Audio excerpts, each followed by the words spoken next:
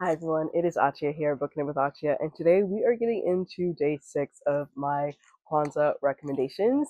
Today is all about the 6th principle of Kwanzaa, Kuumba, creativity, and if you haven't already, make sure to check out my 5 previous Kwanzaa videos. They are all in a playlist, but they're also the 5 most recent videos that I've done.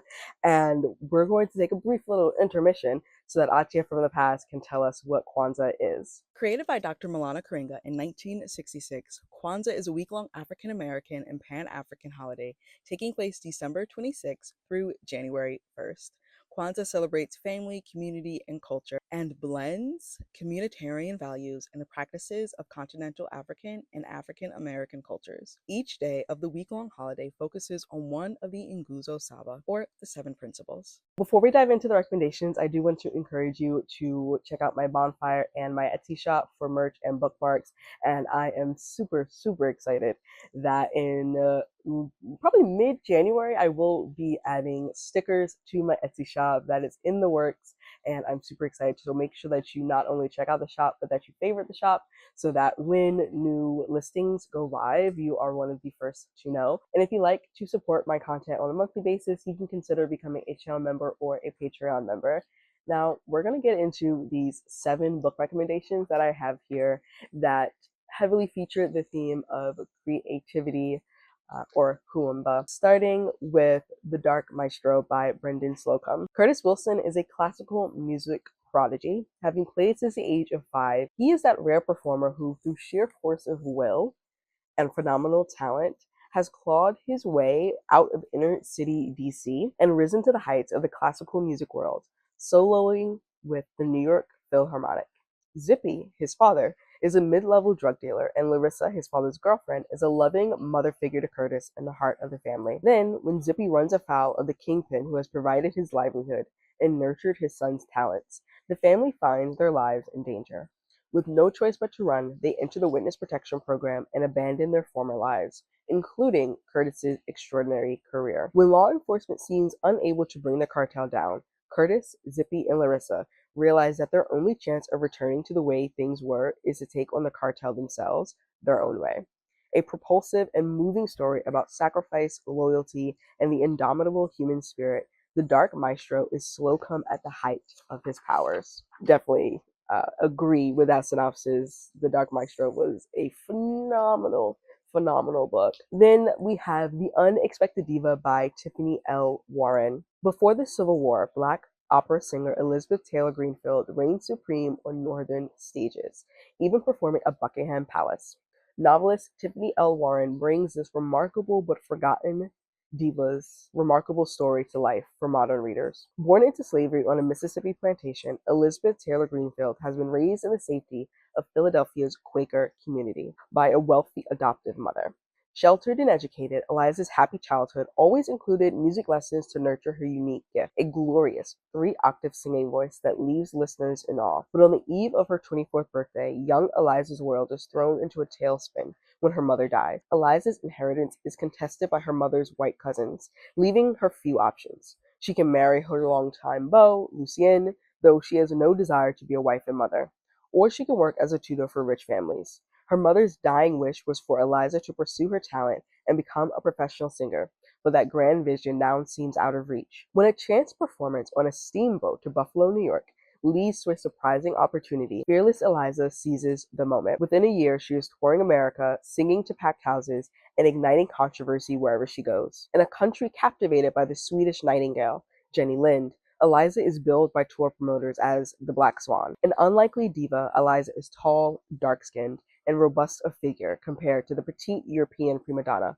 But even the harshest critics can't deny Eliza's extraordinary gift. Menaced by racist crowds, threatened by slave catchers who kidnap free Black people, Eliza lives a public life full of risk, but one which also holds the promise of great riches and the freedoms those buy. From the churches of Philadelphia to Queen Victoria's salon and Buckingham Palace, Eliza Greenfield will blaze her own path with a voice that no listener will ever forget. The third book on this recommendation list is actually a romance, an indie romance, and it is outdrawn by Deanna Gray. Noah Blues finally got her foot in the door.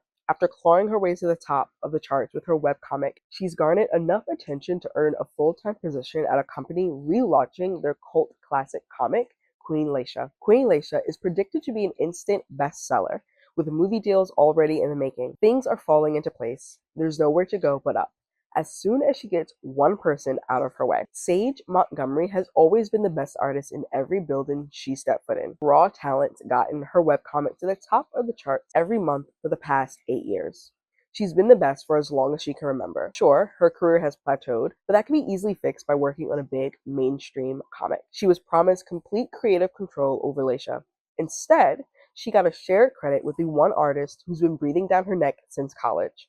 The one artist was a fighting chance of being better than her. Sage and Noah have to work as a team, or at least appear to work as a team. They thought the hardest part of the relaunch would be drawing together, but that's easy in comparison to falling in love. I had Outdrawn on my list for so long, and I finally read it a few months ago, and I was absolutely in love with it. I want a physical copy. I read it via, I think, Kindle Unlimited. Or maybe I might have just had the ebook, but the romance is great, but the character development of these two particular protagonists was done so well. I highly recommend Outdrawn. And then following that up, we have another romance that I also highly recommend, and that is The Love Lyric by Christina Forrest. Iris Green used to be a woman with a plan, but all that changed after she met the love of her life at 25, got pregnant and married, and then became a widow and a single mother, all in a little over 2 years. Now, after years of hustling, Iris is the director of partnerships at a beauty company and raising sweet 6-year-old Kala by herself. Despite her busy life, she still can't help but feel lonely. She just needs to catch her breath. And one night at her sister's wedding, when she steps outside to do just that, she sees a certain singer who takes her breath away. By all accounts, pop R&B singer Angel Hughes has it made. He's a successful musician and has just scored a brand ambassador deal with an emerging beauty company, but he's still not fulfilled.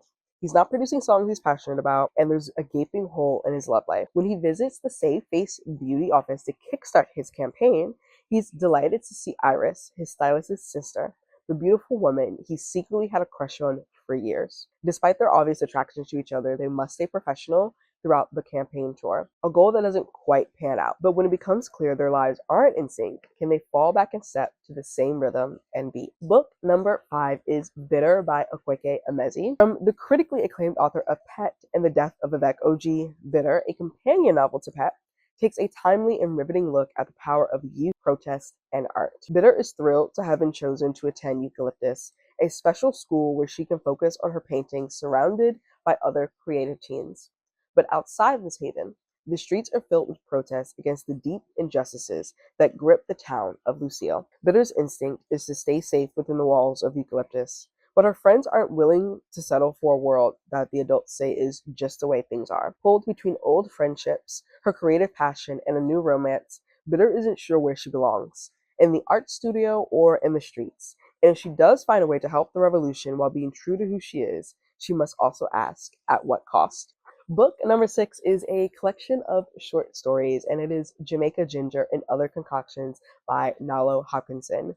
Hailed by the Los Angeles Times as having an imagination that most of us would kill for, Nalo Hopkinson and her Afro-Caribbean, Canadian, and American influences shine in truly unique stories that are gorgeously strange, inventively submersive, and vividly beautiful. In Hopkinson's first collection of stories since 2015, a woman and her cyborg pig eke out a living in a future water world. 2 scientists contemplate the cavernous remains of an alien life form, and an artist creates nanotechnology that asserts blackness where it is least welcome. This short story collection is so weird and so out there, but so worth it. So worth it. And then book number 7 is The Sinister Sisters and Other Terrifying Tales by Roseanne A. Brown. And this is actually a middle grade graphic novel. Izzy's sister has been acting strange.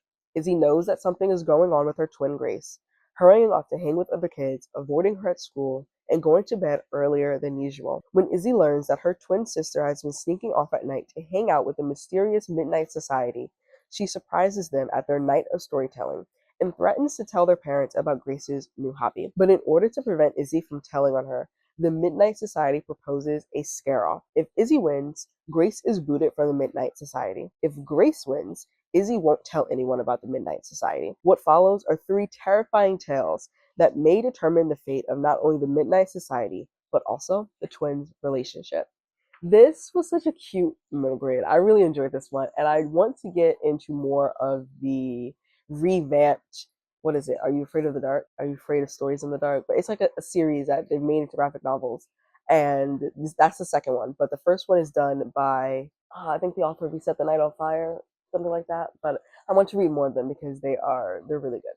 But those are the 7 books that I would recommend for the 6th principle of Kwanzaa, Kuumba, or creativity. Let me know what books you would add to this list down below in the comments. Make sure to check out my Etsy, my bonfire, all of my links down below, as well as my socials.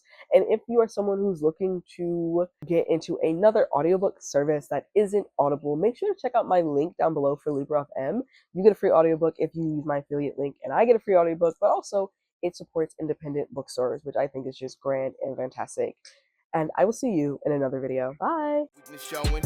I ain't living for the moment. I see what's mine and I want it. Hungry like a Pac-Man. I'm Bruce Wayne and Batman. I'm Naruto with a Hanzo. Got a sharp mind like I'm Einstein. Plus I'm copywriting, so it's all mine. Check it for me. I'm